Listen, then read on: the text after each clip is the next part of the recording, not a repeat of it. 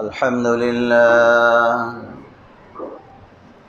لله نحمده ونستعينه ونستغفره ونؤمن به ونتوكل عليه ونعوذ بالله من شرور أنفسنا ومن سيئات أعمالنا من يهده الله فلا مضل له ومن يضلل فلا هادي له وأشهد أن لا إله إلا الله وحده لا شريك له وأشهد أن محمدًا عبده ورسوله أرسله بالحق بشيرا ونذيرا وداعيا إلى الله بإذنه وسراجا منيرا أما بعد فإن أصدق الحديث كتاب الله وخير الهدي هدي محمد صلى الله تعالى عليه وعلى آله وسلم وشر الأمور محدثاتها وكل محدثة بدعة وكل بدعة ضلالة وكل ضلالة في النار بعد أعوذ بالله من الشيطان الرجيم يا أيها الذين آمنوا اتقوا الله حق تقاته ولا تموتن إلا وأنتم مسلمون يا أيها الناس اتقوا ربكم الذي خلقكم من نفس واحدة وخلق منها زوجها وبث منهما رجالا كثيرا ونساء واتقوا الله الذي تساءلون به والأرحام إن الله كان عليكم رقيبا يا أيها الذين آمنوا اتقوا الله وقولوا قولا سديدا يصلح لكم أعمالكم ويغفر لكم ذنوبكم ومن يطع الله ورسوله فقد فاز فوزا عظيما وقال الله تعالى في آية أخرى إن أول بيت وضع للناس للذي ببكة مباركا وهدى للعالمين فيه آيات بينات مقام إبراهيم وقال رسول الله صلى الله عليه وسلم بني الإسلام على 5 شهادة أن لا إله إلا الله وأن محمد رسول الله وإقام الصلاة وإيتاء الزكاة وصوم رمضان وحج البيت من استطاع إليه سبيلا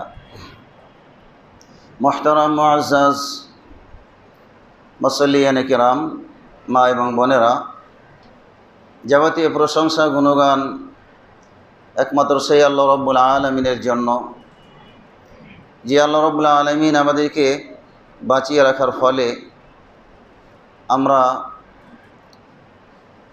সবচেয়ে গুরুত্বপূর্ণ যে মাসগুলো সেই মাসগুলোতে আমরা সময় পার করতেছি। আল্লাহ রাব্বুল আলামিন আমাদেরকে বাঁচিয়ে রাখার ফলে আজকে আমরা সালাতুল জুমা আদায় করার সৌভাগ্য অর্জন করেছি, যার ফলে আমরা মসজিদ পর্যন্ত আসতে পেরেছি। আমাদের মতো অনেক ভাই বোন আছে যারা হয়তো মসজিদ পর্যন্ত আসার বেঁচে আছে, কিন্তু মসজিদ পর্যন্ত আসার তাদের সৌভাগ্য অর্জন হয়নি। এই দিনের মর্যাদা তাদের পাওয়ার আল্লাহ রাব্বুল আলামিন সুযোগ করে দেননি। তো এই দিক থেকে আমরা অনেক সৌভাগ্যবান যে আল্লাহ রাব্বুল আলামিন আমাদেরকে বাঁচিয়েও রেখেছেন, মসজিদ পর্যন্ত আসার তৌফিকও দিয়েছেন। তাই আল্লাহর দরবারে খুতবার শুরুতেই আমরা আল্লাহর শুকর আদা করে নিতে চাই, তার প্রশংসা জানাতে চাই। আমরা সকলেই পড়ি আন্তরিকভাবে আলহামদুলিল্লাহ। অসংখ্য অগণিত দুরূদ এবং সালাম পেশ করি সেই মহামানবের প্রতি, যিনি সর্বকালের সর্বযুগের শ্রেষ্ঠ নবী, আর আমরা হচ্ছি তার শ্রেষ্ঠ উম্মাত। অতএব আমাদের পক্ষ থেকে আমাদের নবীর ওপর, তিনি সর্বকালের সর্বযুগের শ্রেষ্ঠ নবী মুহাম্মদুর রাসূলুল্লাহ সাল্লাল্লাহু আলাইহি ওয়াসাল্লাম, তার ওপর দরুদ এবং সালাম বর্ষিত হোক। আল্লাহুম্মা সাল্লি আলাইহি আল্লাহুম্মা বারিক আলাইহি। সম্মানিত ভাইয়েরা, আজকে যেহেতু এটা হজের মাস শুরু হয়ে গেছে, আপনার শুরু হয়ে যায় হজের মাস, জিলকাদ, জিলহাজ, শাওয়াল, জিলকাদ, জিলহাজ, এগুলো হচ্ছে হজের মাস। আর হারাম বা সম্মানিত মাস হচ্ছে আপনার যুলকাদা, যুলহিজ্জা, মুহররম, আর তার সাথে আছে আপনার রজব। এগুলো হচ্ছে সম্মানী মাস। তো সম্মানী মাস এখন চলতেছে, সেই সাথে হজেরও কি আপনার মৌসুম চলতেছে। আমরা জানি যে মুসলিম হিসাবে আল্লাহ রাব্বুল আলামিন, যেহেতু কালেমা পড়ে আমরা মুসলিম অথবা মুসলিম পরিবারে জন্ম নেওয়ার কারণে আমরা মুসলিম, তো আমরা মুসলিম হওয়ার সুবাদে আল্লাহ রাব্বুল আলামিন আমাদের জন্য বেশ কিছু কাজ আল্লাহ রাব্বুল আলামিন ফরজ করেছেন। তার মধ্যে আমরা জানি যে আল্লাহ রাব্বুল আলামিন ইসলামের মূল ভিত্তি 5টি জিনিসের ওপর। এই 5টি জিনিস আদায় ব্যতীত মুসলমান হয়ে টিকে থাকা আপনার খুব কঠিন। আল্লাহ রাসূল সাল্লাল্লাহু আলাইহি ওয়াসাল্লাম একটি হাদিসে বলেছেন, বুখারী মুসলিমের হাদিস, যে বুনিয়াল ইসলাম আলা খামস, শাহাদাতি আল্লা ইলাহা ইল্লাল্লাহ ওয়া আন্না মুহাম্মাদার রাসূলুল্লাহ ওয়া ইকামিস সালাহ ওয়া ইতাইজ যাকাহ। যে ইসলামের ভিত্তি হলো 5টি জিনিসের ওপর। এর ভিত্তি হচ্ছে মূল 5টি জিনিস। তার মধ্যে 1 নম্বরই হচ্ছে সাক্ষ্য দেওয়া যে আল্লাহ ছাড়া কোনো সত্য মাবুদ নেই, এবং এই সাক্ষ্য দেওয়া যে মুহাম্মদ সাল্লাল্লাহু আলাইহি সাল্লাম আল্লাহর প্রেরিত রাসূল। এটা হলো 1 নম্বর। 2 নম্বরই হচ্ছে ওয়া ইকামিস সালাহ, সালাত কায়েম করা। সালাত আমাদের কায়েম করতে হবে। এটা প্রাপ্তবয়স্ক থেকে নিয়ে মৃত্যুর আগ পর্যন্ত, পাগল বা এরকম মানে একেবারে অক্ষম না হলে মৃত্যুর আগ পর্যন্ত সর্ব অবস্থাতেই আমাদের সালাত আদায় করতে হবে, কোনো ছাড় নেই। যুদ্ধ ময়দানে গিয়েও ছাড় নাই। যদি আমাদের হুঁশ থাকে, জ্ঞান থাকে, অসুস্থ হলেও কি ছাড় নাই। আমাদের যে কোনো উপায়ে, যে কোনো পদ্ধতিতে সালাত আমাদের আদায় করতে হবে। আর এই রকম যদি আমরা কেউ আদায় না করি, তাহলে মুসলমান বলে দাবি করাও কি যাবে না, কুফরি হবে। এটা আমরা বহুবার বলেছি, সালাত আদায় করা ছাড়া নিজেদেরকে মুসলমান দাবি করা অযৌক্তিক। এরপরে ওয়াসাউমি রমজান মাসে সিয়াম পালন করা। এরপরে আপনার ওয়াহাজ্জিল বাইতি মান ইসতাতা ইলাইহি সাবিলা, যাকাত আছে সেই সাথে। এবং সর্বশেষ যেটা হলো, যাদের সক্ষমতা আছে দৈহিকভাবে এবং আর্থিকভাবে, তাদের আরেকটি কাজ করতে হবে, সেটা হচ্ছে আপনার বাইতুল্লাহ পর্যন্ত যাওয়ার সক্ষমতা থাকলে হজ করা। এই 5টা রকমের ভিতরে 2টা রকম অর্থের সাথে আপনার কি সংশ্লিষ্ট। তার মধ্যে একটা হচ্ছে যাকাত। অর্থ যদি আমাদের না থাকে নিসাব পরিমাণ, যাকাত আমাদের জন্য ফরজ নয়। আর শারীরিক সক্ষমতা এবং আর্থিক সক্ষমতা না থাকলে আপনার কি হজ ফরজ নয়। তবে যে কোনোভাবেই যদি সুযোগ কাউরি চলে আসে, হয়তো তার অর্থনৈতিক অবস্থা ভালো না, যে কোনো ভাই তাকে সাহায্য সহযোগিতা করেছে, সে কি হজ করতে পারে। হজ করলে কি হজ হয়ে যাবে, হজের সওয়াব সে কি আপনার পেয়ে যাবে। আর অর্থ যদি হয় পরবর্তীতে, তখন তার উপর কি হজ ফরজ হবে, এর আগে কি হজ ফরজ তার উপর নয়। তো সম্মানিত ভাইরা, যেহেতু হজের মাস, অনেক ভাই আমাদের দেশ থেকে হজে চলে গিয়েছে, আবার অনেকে হয়তো কি আপনার যাবে, আবার অনেকে হয়তো বা আমরা এখন যাব না, ভবিষ্যতে কি আপনার যাব। যেহেতু হজ একটি গুরুত্বপূর্ণ ইবাদত, আল্লাহ রাব্বুল আলামিন ইবাদতের মাধ্যমে আমাদের গুনাহ মাফ করে থাকে। যে অনেক ইবাদত আছে, তার মধ্যে অন্যতম গুনাহ মাফের একটি সুবর্ণ সুযোগ হচ্ছে আপনার হজের মাধ্যমে আমাদের গুনাহ মাফ। আল্লাহ রসুল সাল্লাল্লাহু আলাইহি ওয়াসাল্লাম হাদিসে বলেছেন যে as-salawatul khams wal jumu'atu ila al-jumu'ah wa ramadanu ila ramadan। আরেক বর্ণনায় আছে কি আপনার ওয়াল উমরাতু ইলা উমরাহ মুকাফফিরাতুল লিমা বাইনাহুন্না ইযা ইজতুনিবাতিল কাবাইর। 5 ওয়াক্ত সালাত, তারপরে এক জুমা থেকে আরেক জুমা, এক উমরা থেকে আরেক উমরা, এরপরে কি আপনার এইগুলো যদি আমরা করি, আল্লাহ রাব্বুল আলামিন আমাদের সকল গুনাহ মাফ করে দিবেন। যদি কবিরা গুনাহ থেকে আমরা কি বেঁচে তওবা করে আপনার কি ফিরে আসি, তাহলে সেটা ভিন্ন কথা। ছোট যত গুনাহ আছে আল্লাহ রাব্বুল আলামিন মাফ করে দিবেন। হজের অনেক মর্যাদা। নবী মুহাম্মদুর রাসূলুল্লাহ সাল্লাল্লাহু আলাইহি সাল্লাম হাদিসে বলেছেন যে আপনার আল হজ্জুল মাবরুর লাইসা লাহু জাযাউন ইল্লাল জান্নাহ। যাদের হজ আল্লাহর দরবারে মকবুল হয়ে যাবে, তাদের জাযা হলো, তাদের পুরস্কার হলো জান্নাত। জান্নাত ছাড়া আর কি কোনো তাদের পুরস্কার নাই। এরপরে আল্লাহ রসুল সাল্লাল্লাহু আলাইহি সাল্লাম আরেকটি হাদিসে বলেছেন, মান হাজ্জা লিল্লাহ ফালাম ইয়ারফুস ওয়ালাম ইয়াফসুক রাজাআ কায়াউমি ওয়ালাদাতহু উম্মুহু। হাদিসটি বুখারী মুসলিমের। আল্লাহ রসুল সাল্লাল্লাহু আলাইহি সাল্লাম বলেছেন, যে ব্যক্তি আল্লাহকে রাজি এবং খুশি করার জন্য আপনার হজ করবে, সে ওই দিনের শিশুর মতো নিষ্পাপ হয়ে ফিরে আসবে, যেদিন তার মা তাকে কী করে জন্ম দেয়। অর্থাৎ একটা সদ্য ভূমিষ্ঠ শিশু যেরকম তার জীবনে কোনো গুনাহ থাকে না, একজন ব্যক্তি, মুসলিম ব্যক্তি হজ করতে গিয়ে আপনার কি তার হজ যদি আল্লাহর দরবারে কবুল হয়ে যায়, তাহলে ওই ব্যক্তি গুনাহমুক্ত হয়ে আপনার কি আসবে, ফিরে আসবে। তাহলে আল্লাহ রাব্বুল আলামিন তার বান্দাকে গুনাহ থেকে মুক্ত করার জন্য সালাত, সিয়াম, যাকাত, হজ, এগুলো আল্লাহ রাব্বুল আলামিন কি ফরজ করেছে। এগুলোর মাধ্যমে আমরা আমাদের গুনাহ থেকে মুক্ত হতে পারি। তো এই হজ হচ্ছে আপনার ফরজ, এবং সেটা আমরা জানি যে আল্লাহ রাব্বুল আলামিন পৃথিবীতে সর্বপ্রথম যে ঘর আল্লাহ রাব্বুল আলামিন নির্মাণ করেছেন, সে ঘরের কথা ব্যক্ত করতে গিয়ে আল্লাহ তাআলা বলছেন যে ইন্না আউওয়ালা বাইতিন উযিআ লিন-নাসি লাল্লাযী বিবাক্কাতা মুবারাকান ওয়া হুদাল লিল আলামিন ফীহি আয়াতুন বাইয়িনাতুন। আল্লাহ রাব্বুল আলামিন বলেছেন যে সর্বপ্রথম যে ঘর আল্লাহ রাব্বুল আলামিন নির্মাণ করেন, যেটা নির্মাণ করা হয় আল্লাহ রাব্বুল আলামিনের পক্ষ থেকে ফেরেশতা মণ্ডলী, এই পৃথিবীর বুকে আদম আলাইহিস সালাতু ওয়াস সালাম এবং হাওয়া, তাকে যখন জান্নাত থেকে আপনার তাদের উভয়কে বের করে দেওয়া হয়, এবং একটা পর্যায়ে তাদের পাপের জন্য, একটা ভুলের জন্য বহু আপনার কি বছর আল্লাহ রাব্বুল আলামিনের কাছে তারা কান্নাকাটি করেছে, দোয়া করেছে, রব্বানা যালামনা আনফুসানা ওয়া ইল্লাম তাগফির লানা ওয়া তারহামনা লানাকুনান্না মিনাল খাসিরিন। যে হে আমাদের রব, তারা উভয়ই বলল ক্বালা রব্বানা যালামনা, যে হে আমাদের রব, আমরা আমাদের নিজেদের প্রতি অন্যায় করেছি, অবিচার করেছি, জুলুম করেছি।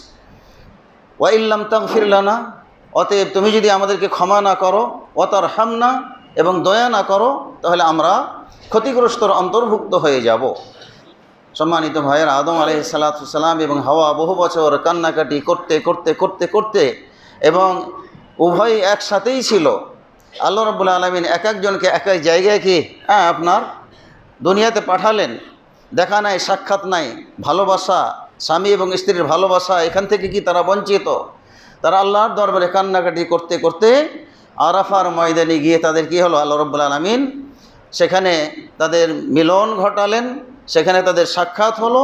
আল্লাহ রাব্বুল আলামিন তাদেরকে ক্ষমা করলেন, এবং সেই জায়গা আপনার হাজিদের জন্য আল্লাহ রাব্বুল আলামিন আপনার সেই জায়গাতে যাওয়া বাধ্যতামূলক করে দিলেন, সিলেবাস করে দিলেন, যে ওইখানে গিয়ে তোমরাও আদম এবং হাওয়ার মতো আল্লাহর কাছে জোহরের সালাত আদায় করার পরে, আসরের সালাত আদায় করে নেওয়ার পরে একসাথেই আল্লাহর কাছে সারাদিন কান্নাকাটি করবে, তোমাদের গুনাহ মাফের জন্য আল্লাহর কাছে দোয়া করবে।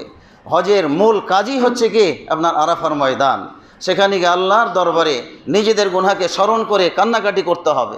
আল্লাহ রাব্বুল আলামিন কিয়ামত পর্যন্ত যত হাজি আপনার হজ করার জন্য যাবে, সেই জায়গাকে আল্লাহ রাব্বুল আলামিন যাওয়াটা ফরজ করে দিয়েছেন, সেখানে আপনার যেতে হবে যারা হজ করতে যাবে। তো সম্মানিত ভাইয়েরা, পৃথিবীতে আল্লাহ রাব্বুল আলামিন আপনার এই আরাফার জায়গায় একটা করলেন, তাদের যখন গুনাহ মাফ হয়ে গেল, আল্লাহর দরবারে আরজি করলেন যে হে আল্লাহ, আমরা দুনিয়াতে এসেছি, আমাদের উভয়ের সাক্ষাৎ হয়েছে, সৌভাগ্য নসিব হয়েছে, আল্লাহ তুমি আমাদের জন্য একটা ঘর, ইবাদতের জন্য একটা ঘর তুমি দাও। আল্লাহ রাব্বুল আলামিনের কাছে দোয়ার সুবাদে আল্লাহ রাব্বুল আলামিন পৃথিবীতে সর্বপ্রথম যে ঘর আপনার ফেরেশতাদের মাধ্যমে বানিয়ে দিলেন, সেই ঘরটি হচ্ছে কি কাবা। আল্লাহ রাব্বুল আলামিন এখানে বলে দিয়েছে যে লাল্লাযী বিবাক্কাতা মুবারাকাও ওয়া হুদাল লিল আলামিন, এই মক্কা হচ্ছে বরকতময় একটা ঘর এবং সারা বিশ্বের সকল মুসলমানের জন্য কি হেদায়েতের কেন্দ্রবিন্দু। এখান থেকেই আপনার কি তাওহীদের সূচনা হবে, সারা বিশ্বে আল্লাহর একত্ববাদকে আপনার ছড়িয়ে যাবে। সেখান থেকে আপনার ইসলামের সূচনা শুরু হয়েছিল আদম আলাইহিস সালাতু ওয়াস সালামের কি দাওয়াত, এবং রিসালাতের যে দায়িত্ব আল্লাহ রাব্বুল আলামিন তাকে দিয়েছিলেন, সেখান থেকেই তাওহীদের সূচনা। আদম আলাইহিস সালাতু ওয়াস সালামের জন্য ঘর নির্মাণ করে দেওয়া হলো। সেই ঘরের কি বরকত, কি আপনার কি মর্যাদা, কি হেদায়াত। পৃথিবীতে এমন কোনো জায়গা নাই যে যেখানে গেলে লক্ষ লক্ষ টাকা খরচ করে গেলে আপনার একটা নেকি হবে, এরকম কি জায়গা আপনার নাই। অথচ আমরা যাদের টাকা আছে, যাদের পয়সা আছে, আপনার বিনোদনের আপনার জন্য, একটু আনন্দ উপভোগের জন্য আমরা অনেক সময় আপনার কাশ্মীর যাই, কেউ আপনার কোথায়, কেউ নিউজিল্যান্ড যায়, কেউ আপনার কি তুরস্ক যায়, কেউ মিশর যায়, কেউ আরও অন্য কোনো কি আপনার জায়গায় যায়। আপনার টাকা আছে, পয়সা আছে, এই কারণে আমরা নানান জায়গায় একটু আনন্দ উপভোগ করার জন্য আমরা সেই জায়গাগুলো ঘোরার জন্য যাই। এই যে ঘোরার জন্য লক্ষ লক্ষ টাকা খরচ করে, হয়তো অনেক এই ফ্যামিলিও নিয়ে যায়, এই টাকাগুলো যে আমরা খরচ করে আসি, এতে আমাদের ন্যূনতম কোনো কল্যাণ নাই, আমাদের নেকি নাই।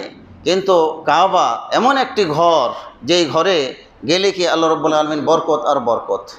নবী মুহাম্মদুর রাসূলুল্লাহ সাল্লাল্লাহু আলাইহি সাল্লাম বলেছেন যে কাবা ঘরে কেউ যদি এক ওয়াক্ত সালাত আদায় করে, পৃথিবীর যে কোনো জায়গায়, এমনকি মক্কাতেও আপনার হারামে হুদুদে হারামের বাইরে যে মসজিদগুলো আছে, সেখানেও যদি আপনার সালাত আদায় করে, তাহলে 1,00,000 ওয়াক্ত সালাত আদায় করলে যেই নেকি পাওয়া যাবে, কাবা ঘর বাদ দিয়ে অন্য জায়গায় এই ঘরে আপনার কি নামাজ আদায় করলে 1 ওয়াক্ত, সেই সমপরিমাণ নেকি আল্লাহ রাব্বুল আলামিন আমাদের আমল নামাতে দিয়ে দিবেন। তাহলে কি আপনার বরকত আমরা বুঝতেই পারতেছি, আমাদের আমলের বরকত, নেকির বরকত। আল্লাহ রাব্বুল আলামিন আদম আলাইহিস সালাতু সালামের জন্য আপনার এই ঘর তৈরি করে দিলেন এবং বললেন যে এটা হলো বরকতের জায়গা, এবং এটা হেদায়েতের জায়গা। এখান থেকে আপনার কি হেদায়েতের সূচনা। এরকম একটা মসজিদ আল্লাহ রাব্বুল আলামিন আমাদেরকে দান করলেন। এবং এই মক্কা ঘর তৈরি করার পরপরই, তার 40 বছর পরেই আপনার নির্মাণ করা হয়েছে মসজিদে আকসা। সেটাও একটা আমাদের জন্য নেকির জায়গা।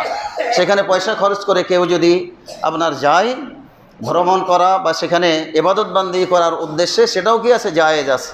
সেখানে সালাত আদায় করলে আপনার কি 500 আপনার কি 1 ওয়াক্ত সালাত আদায় করলে 500 ওয়াক্তের সমান কি আল্লাহ রাব্বুল আলামিন নেকি দিবেন। আরেকটি ঘর আমাদের নবী মুহাম্মদুর রাসূলুল্লাহ সাল্লাল্লাহু আলাইহি সাল্লামের জন্য আল্লাহ রাব্বুল আলামিন দিয়েছেন। সেই ঘরটি হচ্ছে আপনার কি মসজিদুন নববী। সেখানেও যদি আপনার কেউ ইবাদতের উদ্দেশ্যে, জিয়ারার উদ্দেশ্যে যাওয়া জায়েজ আছে। সেখানেও যদি আপনার কেউ সালাত আদায় করে, তাহলে আপনার 1000, ওখানে বাইতুল্লাহ হলো 1 লাখ, বাইতুল্লাহ হলো 1 লাখ, আর মসজিদে নববী হলো আপনার 1000, আর আপনার মসজিদে আকসাই হলো কি আপনার 500। এই যে নেকি আল্লাহ রাব্বুল আলামিন ব্যবস্থা করলেন, এই যে ঘরের যে বরকত। ইব্রাহিম আলাইহিস সালাতু ওয়াস সালাম দোয়া করেছিলেন যে ওয়াইদ ক্বালা ইব্রাহিম রাব্বি জাআল হাযাল বালাদা আমিনা ওয়াজনুবনি ওয়া বানিয়া আন না'বুদাল আসনাম, যে হে আমার রব, আপনি এই শহরকে নিরাপত্তার শহর বানিয়ে দিন। অর্থাৎ পুরা মক্কা নগরীকে আপনার কি বরকত এবং নিরাপদ নগরী হিসাবে আল্লাহ রাব্বুল আলামিনের কাছে দোয়া করেছিলেন যে আল্লাহ, তুমি এই মক্কা শহরকে আপনার নিরাপত্তার শহর বানিয়ে দিন।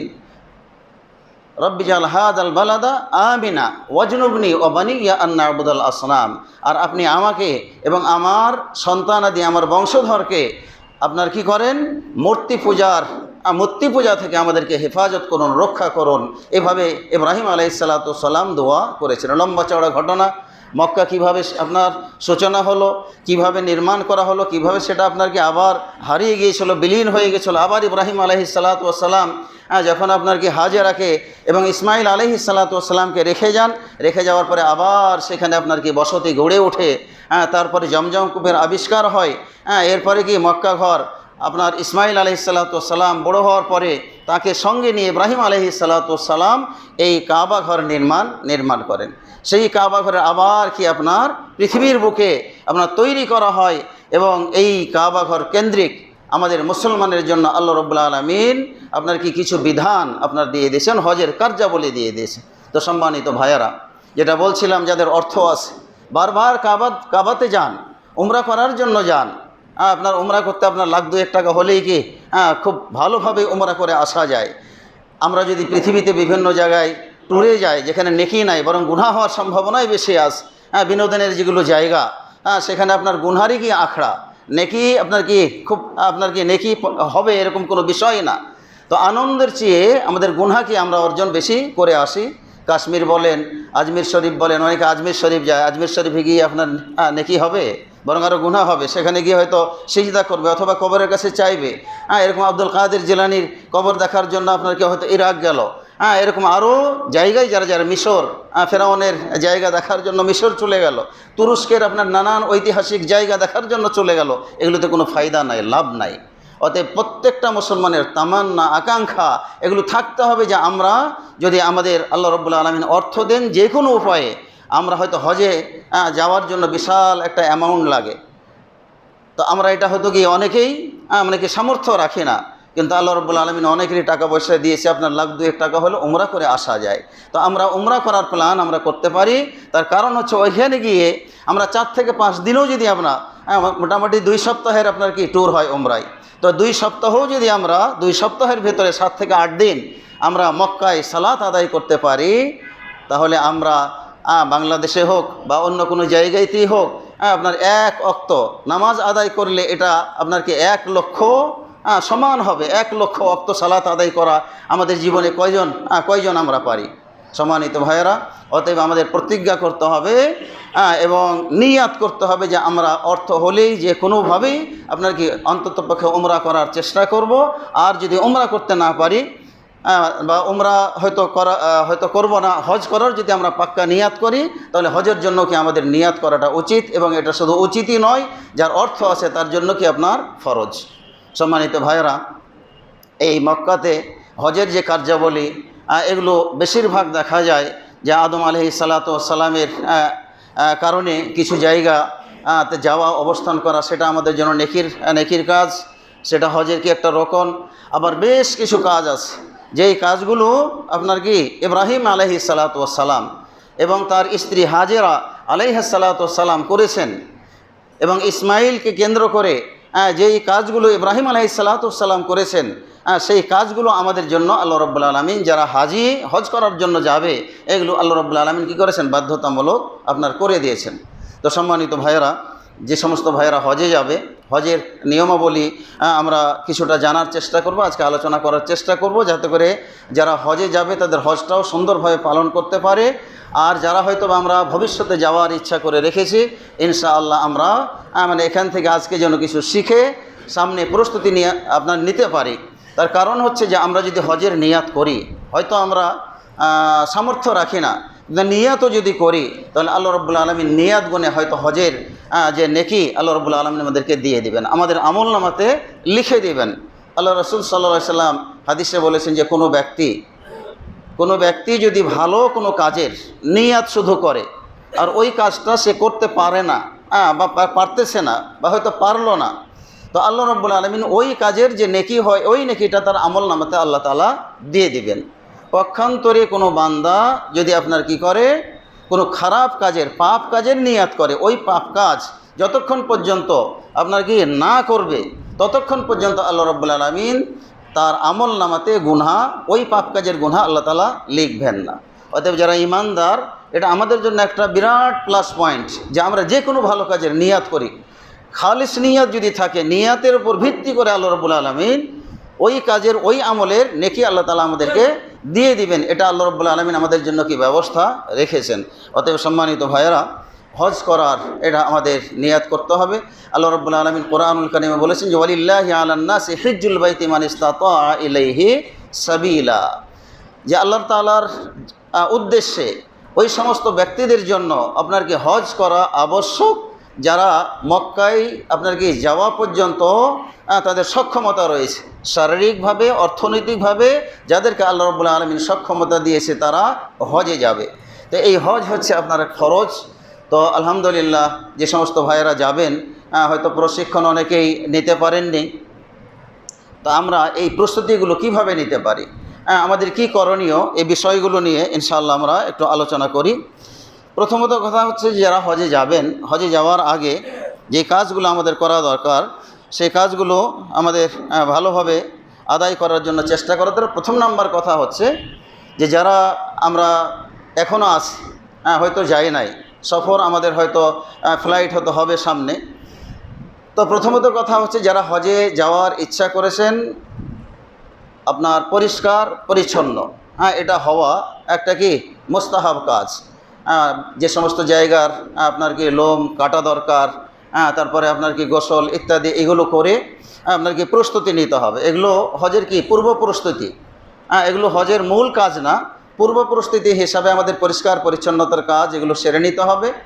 এরপরে আপনার হয়তো এয়ারপোর্টে আমরা যাব, এয়ারপোর্টে যাওয়ার আগে আপনার কি করতে হবে, এহরামের কাপড় এটা পরা আসলে মূলত নিয়ম হলো আপনার মিকাত থেকে পরার আপনার নিয়ম। এখন কেউ যদি বাসা থেকে পড়তে চায়, পরা জায়েজ আছে কিনা, অথবা কেউ আপনার হাজি ক্যাম্পে গিয়ে ওইখানে গোসল টোসল করে আপনার কি কাপড় পরিধান করতে চায়, এই পরাটা জায়েজ আছে কিনা। তো এই কাপড় পরিধান করা মানে এটা কি এহরাম নয়। আমরা অনেকেই মনে করি যে এটা এহরাম হয়ে গেছে, আসলে এহরাম ওটাকে বলে না, এটা একটা হলো কি পূর্ব প্রস্তুতি।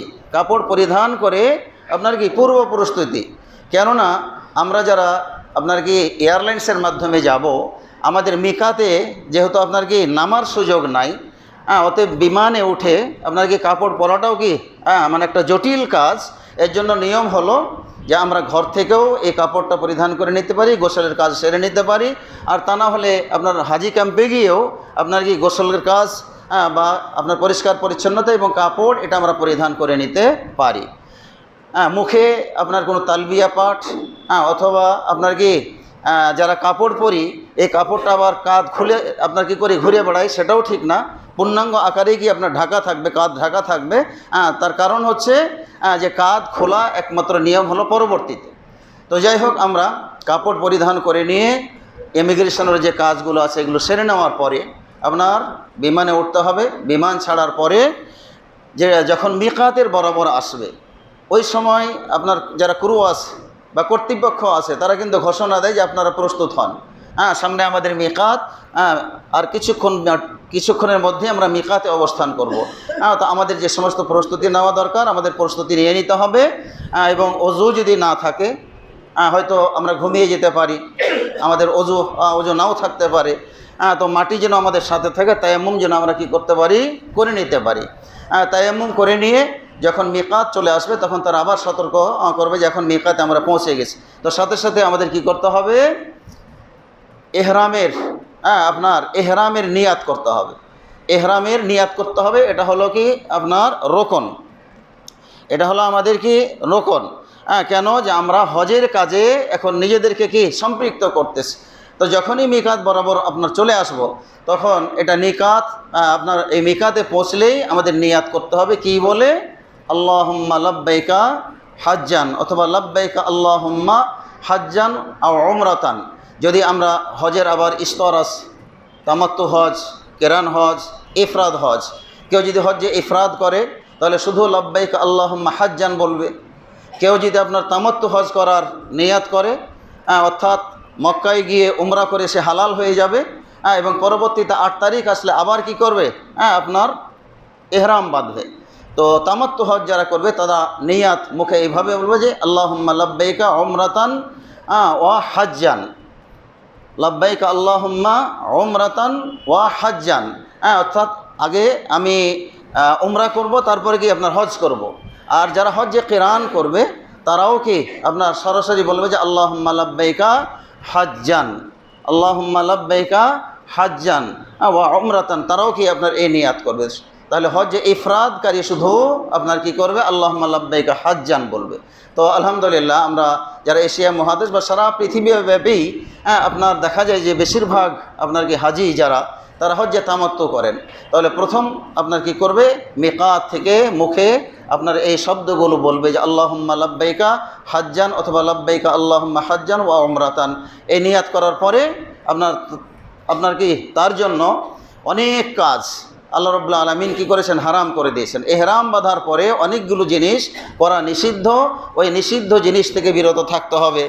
তার মধ্যে যেরকম আপনার কি হাতের নখ টক কাটা, তারপরে চুল ওঠানো, তারপরে কি স্ত্রীর সাথে মিলামিশা, এরপরে আপনার এরকম আরও ওখানে গিয়ে গাছের পাতা ছিঁড়া, ডাল ছিঁড়া, শিকার করা, এরকম বেশ কিছু কাজ কি মানে নিষিদ্ধ, যতক্ষণ পর্যন্ত উমরার কাজ সমাধান না হবে। আর অন্য যারা হজের নিয়াত করবে তাদের জন্য একেবারে হজ শেষ না হওয়া পর্যন্ত। শুধু হজে তামাত্তু যারা করবে তাদের জন্য সাময়িক কিছু কি আছে, এগুলো করা বৈধ আছে। তো যাই হোক, যখন নিয়াত হয়ে যাবে, এটা হলো 1 নাম্বার আপনার রোকন। এটা যদি কেউ না করে, নিয়াত যদি না করে হজের অথবা উমরার, তাহলে তার হজটা কী হয়ে যাবে, বাতিল হয়ে যাবে। অতএব সাবধান থাকতে হবে যে মিকাত থেকে আপনার কি নিয়াত করে তারপরে কি করতে হবে, লব্বাইক আল্লাহুম্মা লব্বাইক লব্বাইক লা শারীকা লাকা লব্বাইক ইন্নাল হামদা ওয়ান নি'মাতা লাকা ওয়াল মুলক লা শারীকা লাক, এই তালবিয়া পাঠ করতে হবে। এই তালবিয়া পাঠ করা এটা হলো মুস্তাহাব, সুন্নাহ। এই তালবিয়া পাঠ করতে করতে আপনার যখন এয়ারপোর্টে আমরা পৌঁছে যাব, সেখান থেকে সরাসরি আমাদেরকে হোটেলে নিয়ে যাবে। হোটেলে যাওয়ার পরে আপনার ওখানে গিয়ে যদি ওযু না থাকে তাহলে ওযু করে নিতে হবে। প্রস্রাব পায়খানার যদি আপনার প্রয়োজন হয় সেটা সেরে নিতে হবে। সেরে নেওয়ার পরে আপনার কি মক্কার ঘরের দিকে আপনাকে নিয়ে যাবে। তো মক্কা ঘরে, কাবা ঘরে পৌঁছা পর্যন্ত আমরা তালবিয়া আপনার কি অব্যাহত রাখবো, লব্বাইক আল্লাহুম্মা লব্বাইক, এই তালবিয়া আমাদের পাঠ করতে হবে। যখনই আমরা কাবা ঘরে প্রবেশ করব, কাবা ঘর নজরে চলে আসবে, তালবিয়া পাঠ করা কি আপনার বন্ধ। তালবিয়া আর কি পাঠ করা আপনার কি ঠিক নয়, এটা সুন্নাহর খেলাফ। আর তালবিয়া পাঠ ওখানেই গিয়ে আমাদের শেষ। এরপরে মক্কায় প্রবেশ করার পরে যদি আমরা তামাত্তু হজকারী হই, তাহলে আমরা কি করব, আপনার উমরা করব। উমরা কিভাবে করতে হবে, নবী মুহাম্মদুর রাসূলুল্লাহ সাল্লাল্লাহু আলাইহি সাল্লাম বলেছেন যে হাজরে আসওয়াদ, বা তিনি যেভাবে করেছেন হাজরে আসওয়াদ, ওটাকে চুম্বন করে যদি কেউ তাওয়াফ শুরু করতে পারে তাহলে সবচেয়ে ভালো।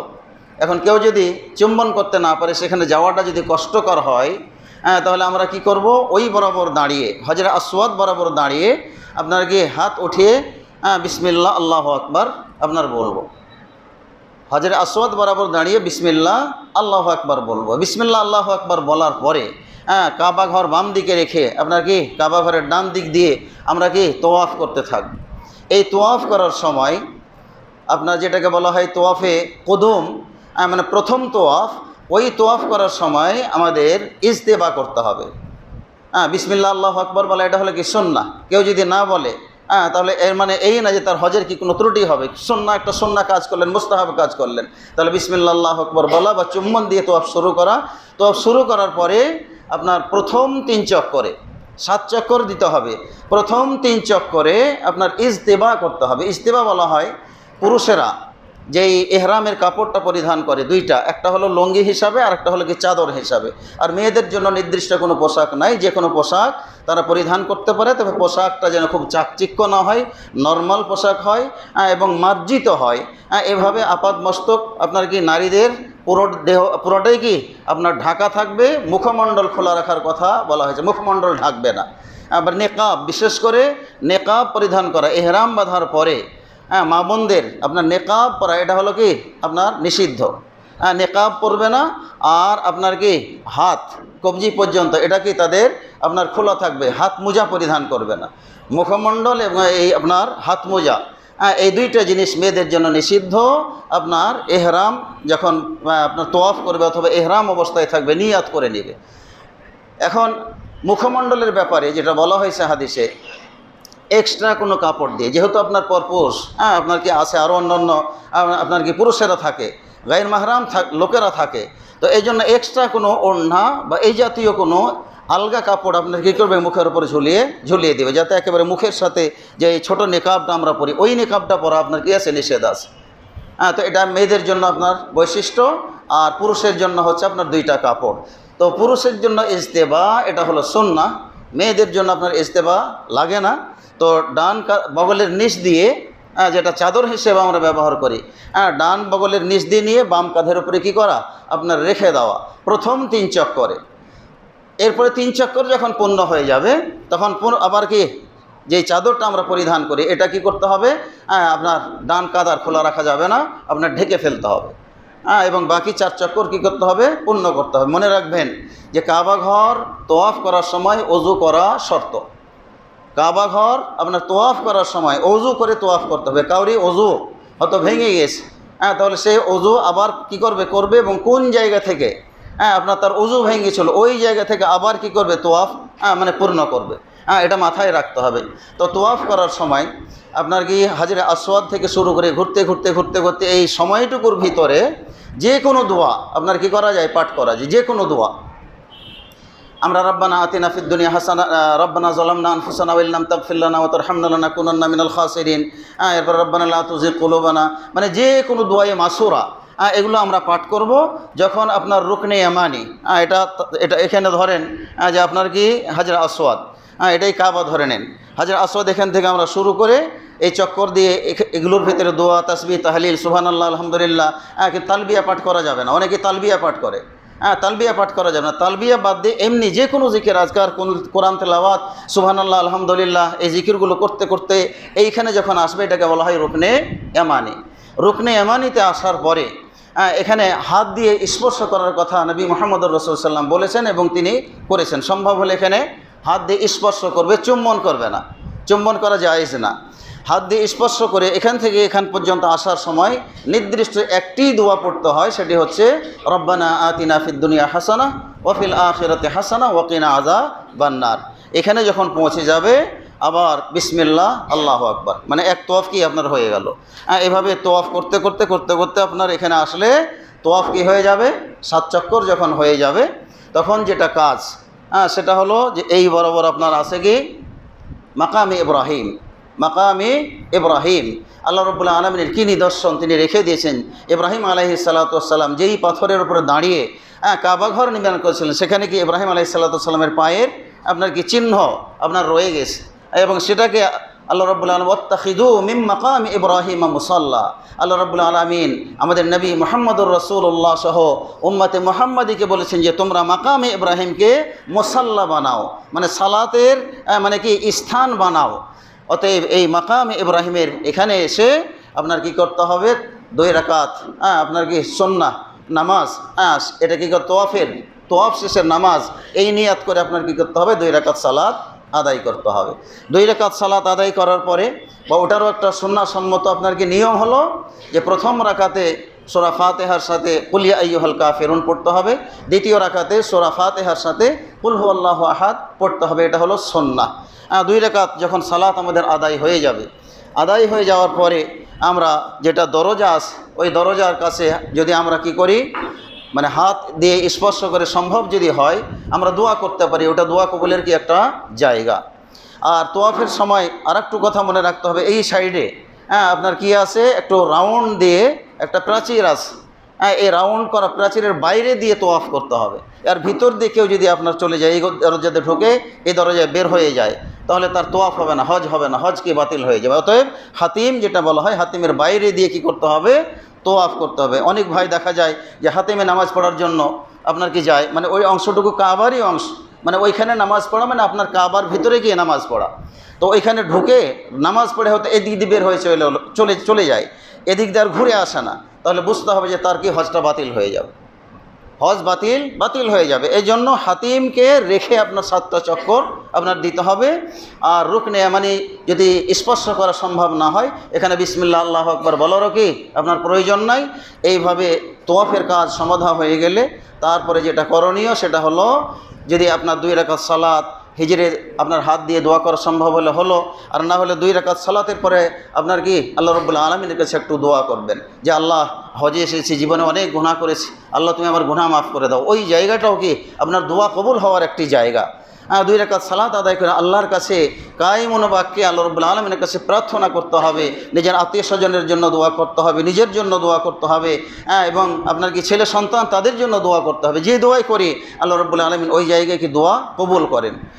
এরপরে যেটা করণীয় সেটা হলো সম্ভব হলে আপনার কি পরবর্তীতে যদি মাকামে ইব্রাহিমকে সামনে রেখে সালাত আদায় করতে কেউ সক্ষম না হন, মানে প্রচণ্ড যেহেতু ভিড়, নামাজ পড়াটাকে খুব জটিল হজের মৌসুমে বিশেষ করে, তো আমরা মক্কার যে কোনো জায়গায় যদি সালাত 2 রাকাত আদায় করি সেটা হয়ে যাবে। কষ্ট করে যে সেখানেই পড়তে হবে বিষয়টা এমন নয়। তো যাই হোক, সাধ্যমতো চেষ্টা করা দরকার, অন্ততপক্ষে মাকামে ইব্রাহিমটা দূরে পিছনে গিয়ে হলেও মাকামে ইব্রাহিমটা যেন আমাদের সামনে থাকে।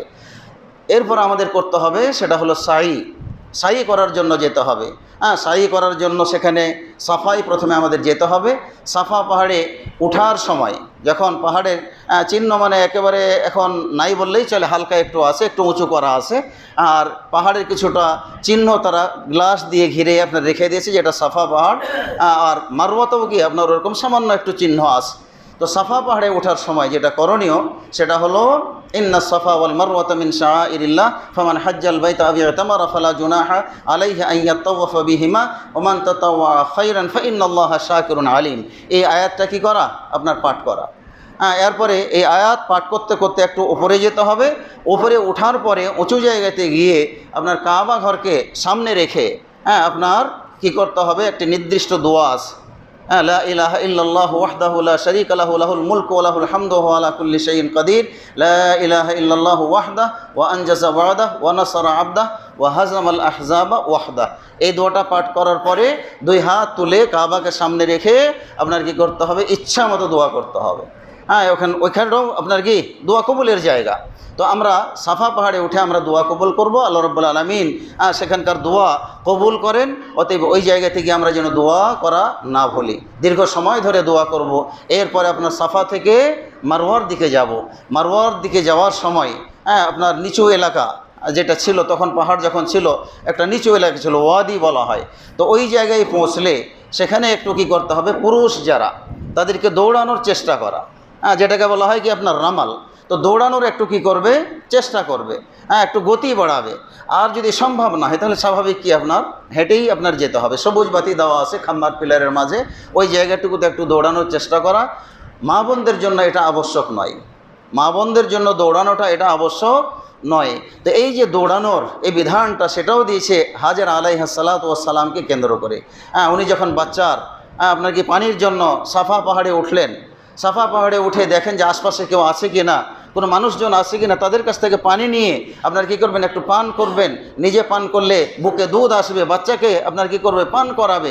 তিনি সাফা পাহাড়ে উঠে দেখলেন কেউ নাই। তখন তিনি কি আবার মারওয়া পাহাড়ে, দেখি মারওয়া পাহাড়ে গিয়ে পাওয়া যায় কি না। তো এই যে একটু দৌড়াদৌড়ি পেরেশানি বাচ্চার জন্য, এটা আল্লাহ রাব্বুল আলামিনের কাছে এত পছন্দ হলো যে এটা হাজিদের জন্য আপনার কি সিলেবাস করে দিয়েছেন যে ওই জায়গাতে একটু দৌড়ানোর রামাল করতে হবে, চেষ্টা করতে হবে। এটাকে বলা হয় কি সাই মানেই হলো কি আপনার চেষ্টা করা। তো যখন মারওয়ার দিকে যাবে ওই জায়গাটুকুতে একটু দৌড়ানোর চেষ্টা করবে পুরুষেরা, এবং মা বোন যারা আছেন তারা স্বাভাবিক গতিতেই যাবে। তাদের জন্য দৌড়ানোটা এটাকে আপনার সুন্নাহসম্মত নয়।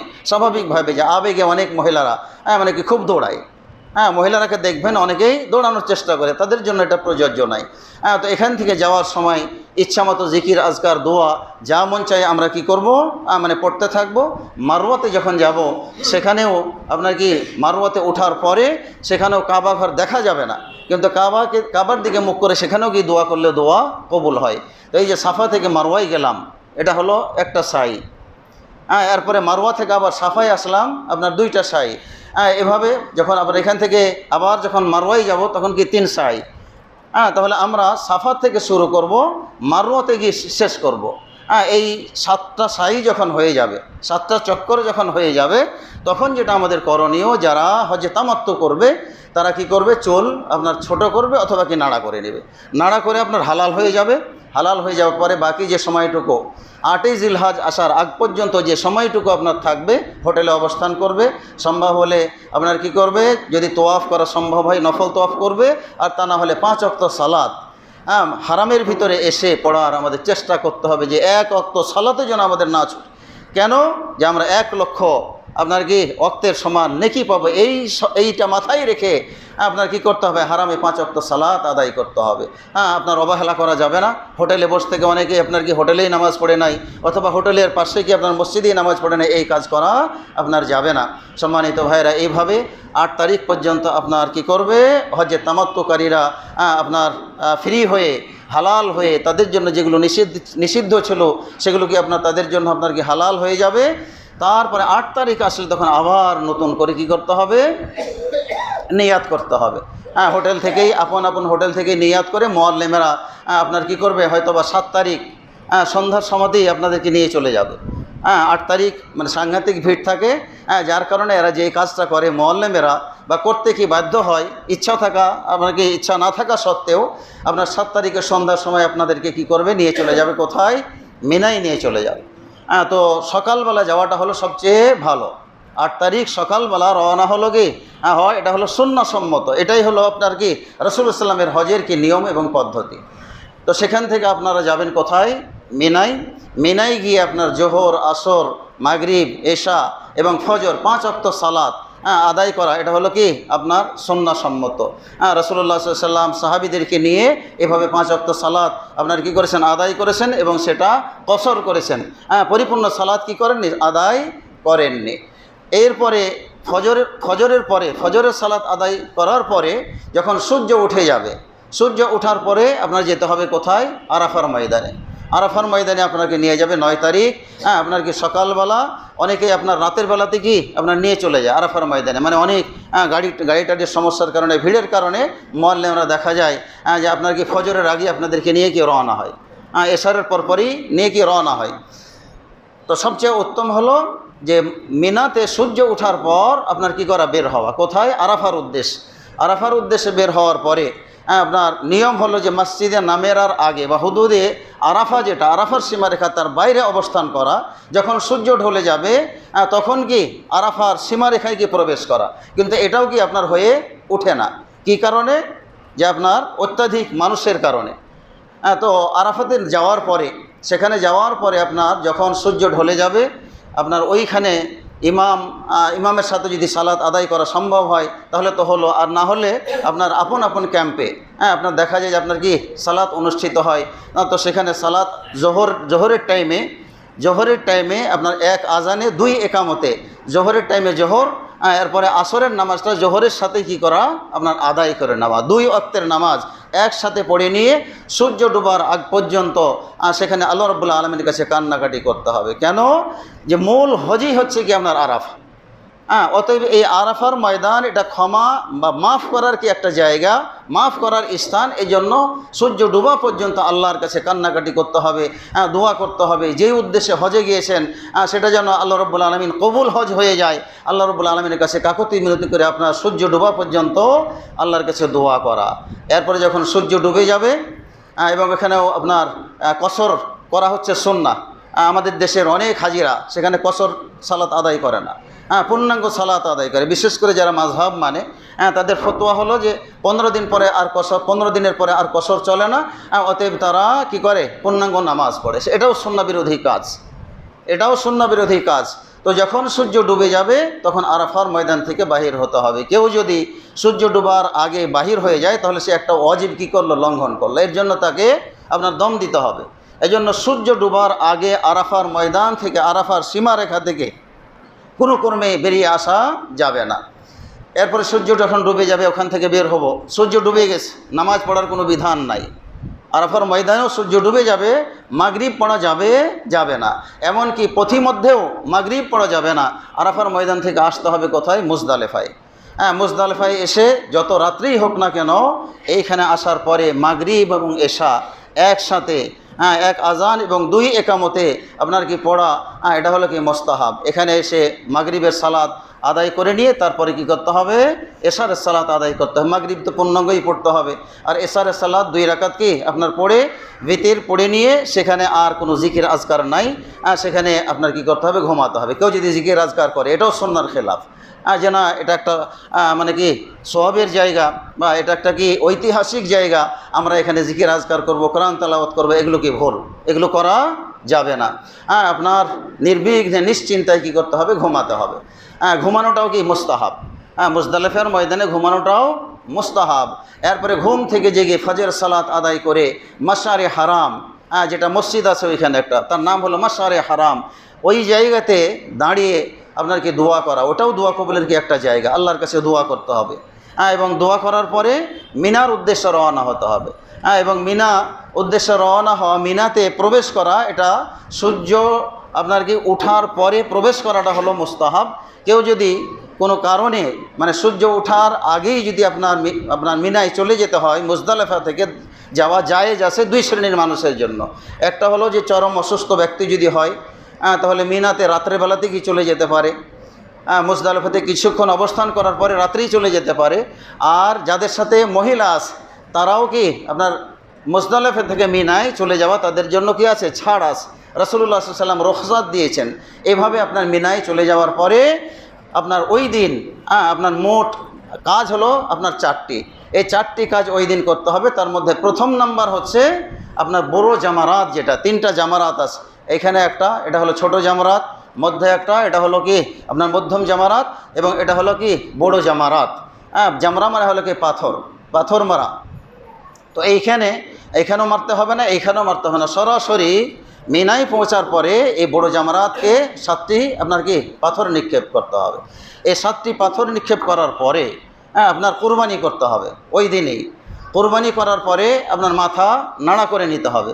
মাথা নাড়া করার পরে আপনার এই 3টা কাজ মিনাতে সারার পরে আপনাকে চলে যেতে হবে কোথায়, মক্কায়। এই তোয়াফকে বলা হয় তোয়াফে ইফাদা। এই তোয়াফটাও হলো আপনার কি রোকন, এই তোয়াফটাও হলো কি আপনার রোকন। আপনার তোয়াফে ইফাদা মক্কা তোয়াফ করার পরে আপনার কি আবার চলে আসতে হবে কোথায়, মিনায় ফিরে চলে আসতে হবে, মিনার ময়দানে ফিরে আসতে হবে। অনেকে হোটেলে চলে যায়, হোটেলে কি আপনার যাওয়াটা ঠিক না। আপনার এইভাবে হজের কাজ যখন সুসম্পন্ন হয়ে যাবে, বাকি সময়টুকু যখন আপনার এই 4টা কাজ আমাদের হয়ে যাবে, আমি হজ থেকে কি হালাল হয়ে গেলাম। হজ থেকে হালাল হয়ে যাওয়ার পরে যেগুলো আমাদের জন্য নিষিদ্ধ ছিল, এই নিষিদ্ধ কাজগুলো করা আমাদের জন্য জায়েজ। এরপরে আপনার বাকি যে সময় আপনার 3 দিন থাকা হলো সবচেয়ে ভালো মিনায়, 11, 12, 13। 11, 12, 13 এই 3 দিন মিনায় অবস্থান করা, এটা হলো ওয়াজিব। অনেকেই মিনায় অবস্থান না করে আপনার দেখা যায় হোটেলে থেকে যায়। হোটেল থাকাটা ঠিক নয়, আপনার কি হজের ত্রুটি হয়ে যাবে। এই জন্য মিনায় ফিরে এসে রাত্রি যাপন করতে হবে এবং এখানে 5 ওয়াক্ত সালাত আপনার আদায় করতে হবে, কসর সালাত আদায় করতে হবে সুযোগ হলে। আর যেখানে পূর্ণাঙ্গ সালাত হবে সেখানে পূর্ণাঙ্গই কি আপনার আদায় করতে হবে। এইভাবে আপনার হজের কাজগুলো আপনার সম্পন্ন করে কেউ যদি তাড়াতাড়ি আসতে চায় যে আমি 2 দিন মিনায় থেকে আপনার কি 11 এবং 12 থাকবো, তারপরে কি আমি চলে যাব, আমার ফ্লাইট আছে, তাহলে তাদের জন্য নিয়ম হলো মিনা থেকে বের হতে হবে মাগরিবের আগে। মাগরিবের আগে কেউ যদি বের হতে না পারে তাহলে তাকে অবশ্যই 13 তারিখে মিনায় অবস্থান করতে হবে, তার জন্য আসা বৈধ নয়। এই হলো মোটামুটি আমাদের আপনার কি হজের সংক্ষিপ্ত বর্ণনা। তো সম্মানিত ভাইয়েরা, এরকম ওয়াজিব বেশ কিছু কাজ আছে, সেগুলো একটু বই দেখে আপনারা শিখে নেবেন, যেহেতু আমাদের সময় আজকে অনেক হয়ে গিয়েছে হজের এগুলো বর্ণনা করতে গিয়ে। তো যে সমস্ত ভাইয়েরা হজে যাবেন এই বিষয়গুলো মাথায় রাখবেন। আর আরও যদি জানার কিছু থাকে আলেম ওলামাদের কাছ থেকে জেনে নেবেন, আমাদের ইমাম সাহেব আছে, তারপরে গিয়ে আরও হয়তো যারা আলেম আছে তাদের কাছ থেকে জেনে নেবেন। ওয়াজিব কী কী কাজগুলো বইয়ে একটু সংক্ষেপে দেখে নেবেন, সুন্নাহ যে কাজগুলো এগুলো একটু বই থেকে গিয়ে দেখে নেবেন। আল্লাহ রাব্বুল আলামিন যারা হজে যাবেন তাদের হজকে যেন আল্লাহ রাব্বুল আলামিন কবুল করেন, সবাই আল্লাহুম্মা আমিন। এবং যারা হজে চলে গিয়েছে আল্লাহ রাব্বুল আলামিন সকল ভাইকে এবং যারা যাবেন আমাদের বাংলাদেশি সহ সারা বিশ্বের সকল মুসলিম ভাইকে আল্লাহ রাব্বুল আলামিন যেন নিরাপদে রাখেন। আল্লাহ রাব্বুল আলামিন যেন তাদেরকে সুস্বাস্থ্য দান করেন এবং নির্বিঘ্নে যেন তারা আপন আপন পরিবারের কাছে ফিরে আসে এবং তাদের হজগুলো যেন আল্লাহ রাব্বুল আলামিন হজ্জে মাবরুর হিসাবে কবুল করেন, সবাই আল্লাহুম্মা আমিন। বারাকাল্লাহু লানা ওয়া লাকুম ফিল কুরআনিল আযীম ওয়া নাফা'না ওয়া ইয়্যাকুম বিল আয়াতি ওয়াজ যিকরিল হাকীম ইন্নাহু তাআলা জাওয়াদুন কারীম মালিকুম বাররুর রাউফুর রহিম।